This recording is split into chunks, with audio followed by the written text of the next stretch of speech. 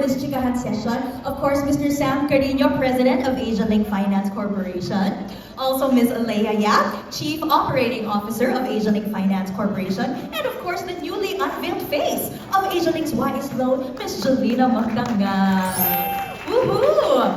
So together, everyone, we will explore AsiaLink's growth journey. What makes the YS Loan so special? Kung bakit ba ito ay isang breakthrough product for women, and why Jolina, of course, embodies what it means to be YS. So simulan natin. Sam, let's start with you, if that's alright, Sir Sam. Now, AsiaLink, we've really seen how it's been growing so rapidly over the years. Nagbubukas ng mga bagong branches. Meron na rin mga international partnerships, which is really amazing. And then launching new products like the YS Loan. Can you share what's the secret? What's been driving this momentum? And where is the company headed? Ano ba yung mga abangan natin for AsiaLink? Alright, thank you, Leslie.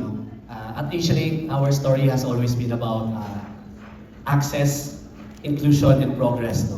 We've been growing from a small financing company to one of the largest and fastest growing non-bank financial institution in the country. And just this year alone, we opened our 250th branch in Maramat, Bukidnon, and this means that more communities will now have access to financial services that they never had before. And we've been also blessed with support from international institutions like Asian Development Bank, International Finance Corporation, and Mega International Commercial Bank, supporting us with billions of pesos in capital. Wow, that's amazing. And what makes this meaningful, this partnership meaningful, because much of the funding earmarked to MSMEs and women-led businesses. Diba? So, kumbaga talagang we are championing the women empowerment. Yes. And aside from that, just to give you a sense of the state, in 2024, AsiaLink booked a total of 15.54 billion releases. And 77% of that went to MSMEs. And really, this year in July, we reached our milestone. We released 1.564 billion releases. And that's about almost 4,000 empowered individuals and enterprises. And for us, growth is not just about numbers. We are also strengthening our internal operations and digital systems to make financing faster, more accessible, more reliable, and more customer friendly. And really, the main objective is to make financing available to everyone. And lastly, if you will notice that AsiaLink has been championing supporting MSMEs, not just women, for almost 28 years. And we are really an advocate of this breaching the financing gap in the Philippines. That's all, thank you. That's amazing. Thank you so much for that insight, Sir Sam. It's wonderful to hear about the thrust for that access and that inclusion. And congratulations on opening the 250th branch. I mean, they're really making it accessible for various communities and entrepreneurs. Now, Sir Sam, how do you see AsiaLink's role in empowering MSMEs? So you already talked about that focus on really empowering MSMEs, but it goes just beyond financing. We see ourselves as enablers of progress. When we fund businesses and help them grow, they create a ripple effect in our economy. So one is the supply chain expansion. Second is more business opportunities.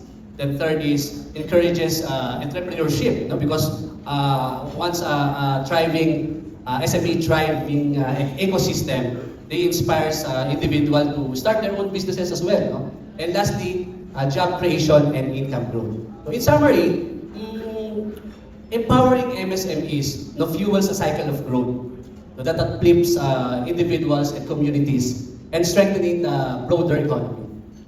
Mga kawaii, so we remember that we have AsiaLink to help us achieve our financial goals, but also to empower us and equip us with the tools needed to handle the financial aid that is given to us. Now, let's zero in on the YS Loan. And for this, Ms. Leia, I'll ask you. Now, the YS, it was specifically designed for women. Yes, of course. Yes, of course. And what makes the Wais Loan different from other products available for MSMEs out there? Thank you, Leslie. At magandang buhay! Ay, sorry, I thought nasa magandang buhay ako with Janina Bisaya. But we are here in the ambassador launch no, in Asia Link. And going back to your question, we have been in the industry for 28 years, and in our years of experience, Wise was born from listening to women, no, to women. And we've seen the huge gap. There are about 66% of the MSMEs were led by women, but only 4% have formal access to finance. So that's where we want to come in, no? And we've created a product that's specifically designed for women, no? And you know, most importantly, yung WAIS na produkto na to, meaningful siya to us because we all know that women is very powerful, no? We can, alam mo yun, once we support one woman, it becomes a ripple of impact that we're able to also uplift the lives of our family, and then our community and our economy. And it also supports our purpose no, in Asia Link, and that is to empower individuals and businesses to turn dreams into reality. And it also aligns with our bigger mission. Now that we have funding, we got funding from ADB, IFC, and MACB, channeling funds towards supporting the women-led MSMEs. We believe that WAIS is a bridge that connects the global support with local reality. Nice. I mean that for women that have never encountered such products, they might be hesitant. Yung, ano ba yan? Para mahirap ata mag-apply, or kung mag-apply man ako, wala naman ako maipapakita, tatanggihan lang ako. What can you say about that? Actually, yung one of the things or barriers na nakita namin yung rigid requirements, high interest rates, they even require huge collateral or lack of information, no? And alam mo, I hope all of the women here agree with me na tayo ay 3Bs tayo eh, Ma'am Jolina, 3Bs yan. So we're very busy. We're busy women kami. Tayo pala, we're very busy. And then we're also budgetarian. Budget conscious, no? Cost conscious tayo. So gusto natin matipid. And bold dreamer. Marami kaming pangarap. Madiskarte ang mga nanay, ang mga babae. Tama ba ako? Agree. Yes. So, coming from this behavior, dinesign namin yung WAIS to address that. No? We offer it at a lower rate of 0.99% per month. And full payout to. So they will get the full loan. No? For example, they are approved by 500,000, they will get that. No? And if they're busy, they can just simply apply. They just go to the website or Facebook page of Asia Link and just send a message, and one of our dedicated team will call them and process the loan. You know, when you talked about it a while ago, but how did that resonate with you? Yeah, being a WAIS ambassador, being that budgetarian, bold dreamer, busy. Why did this role resonate with you personally? Siguro kasi yung tatlong B na yun, ngayon ko lang din, nung sinabi ni Ms. Le, parang ngayon ko lang din naisip na, okay, yung busy, mula 8 years old po yata ako. Yes! Parang na-busy na po ako agad dahil sa aga ng pag-enter sa showbiz. And then yung budgetarian, nakita ko yun sa parents ko. Tapos, nung medyo nasa tamang edad na, at unti-unti na rin hanggang sa nag-asawa na, totoo pala ang budgetarian. At yung bold dreamer, I think, mula noon hanggang ngayon, ganun lang yung naiisip ko, ganun pa rin yung tinataha ko and tinuturo ko sa mga anak ko. Dahil una-una yung pagsabing dreamer ka, hindi naman parang magigising ka rin, parang ganun. Kumbaga, pwede mong matupad to kapag lagi, pag gusto mo talaga, at kung mas malaki, mas masaya. Diba? Yeah. Siguro, kaya talagang umuo ako dito sa WAIS loan na to, dahil pakiramdam ko, mahilig kasi ako ng yung support system. Yung gusto ko, mag-inspire lang tayo. Inspire kita, inspire mo ako. Kasi baka pag ikaw lang mag-isa, overthinker, yung mga ganun. Yes. Na ganun po ako. Pero dahil meron akong mga friends, meron akong support system, parang mas iba-iba yung mga pananaw na nakikita ko, mas nagiging tama yung decision ko. Kaya nagustuhan ko tong product na ito dahil saan ka makakakita na makakapag-loan ka na, may bagong friends ka ba?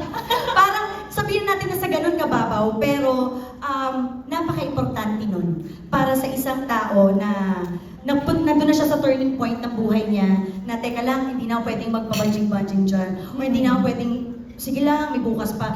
Kailangan kumilos na ako, lalo na sa panahon ngayon. Dapat, isipin na talaga nila kung ano yung future. And, ito yung tutulong sa kanila to start kung ano man yung bold dream nila na yun. Wow, I love it. It's now time to start.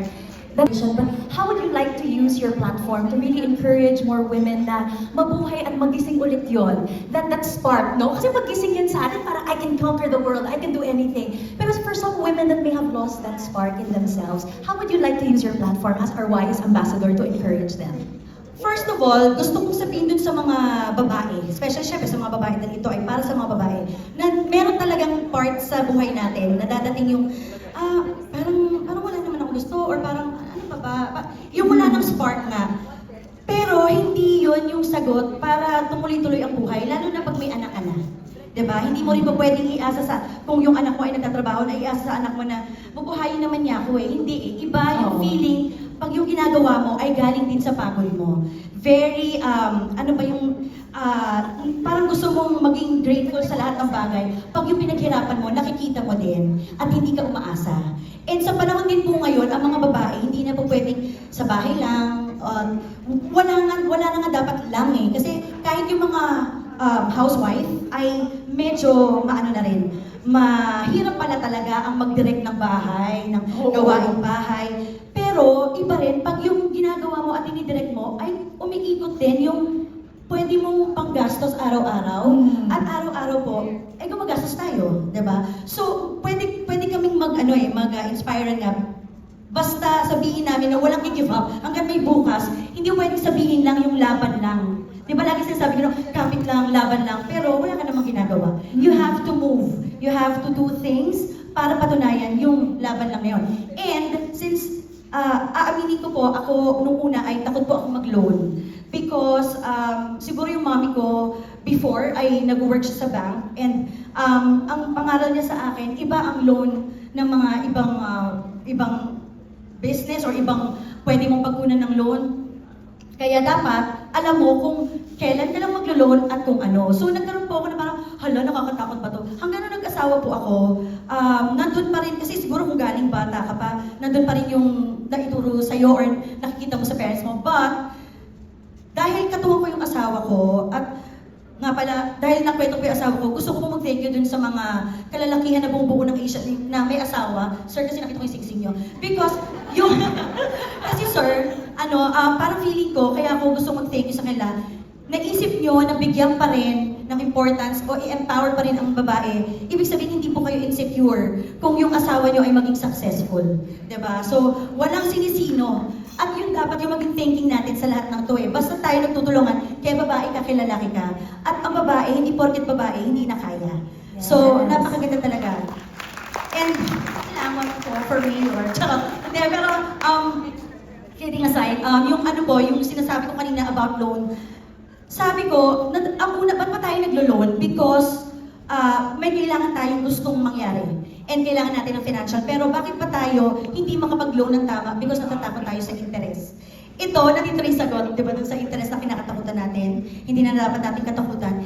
And siguro sa lahat ng loan, ang lagi lang, it will only go to the point na dapat, ang unang-unang requirement sa loan, ikaw ay responsible borrowing. Yung sa responsible borrowing, ikaw isang tao na, alam mo, ipaplano ko to, pero alam ko, babayaran ko to. Parang gano'n. Kasi, hindi po tayo pwedeng loan ng loan. Tapos bahala na kung saan mapunta yung ni-loan, hindi po gano'n. Nakaplano na yon kasi, kaya nga loan, kasi alam mo na, pinasimula mo lang, at eventually, palalaking mo yung gagawin bold dream, and ibabalik mo yung naitulong sa'yo. At marami ka lang na itago at naipon. Diba? That is the wise perspective.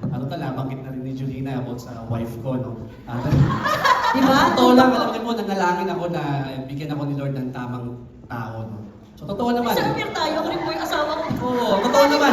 Nagtari ba, kikikilig kami. Totoo naman na yung asawa ko palaging tama. So binigay ni Lord sa akin yun. Well, going back to sa na-mention ni Julina about loans, no? So, is it good or bad? No? So, but again, it depends. It depends on how you use the borrowed money. No? Meron akong definition about about utang, no? So UTANG. No? If Isulat niyo ito? isulat nito, isulat nito. Loan is an uplifting tool to achieve new growth. Now, if you combine all the first letters, so depende on how you're going to use it, di ba? If you will use it in a bad way of maybe you will use it for nonsense, no? Talagang mahihirapan ka. It will not uplift, no, communities and individuals. Yeah, so thank you, Julina. Sir, asawa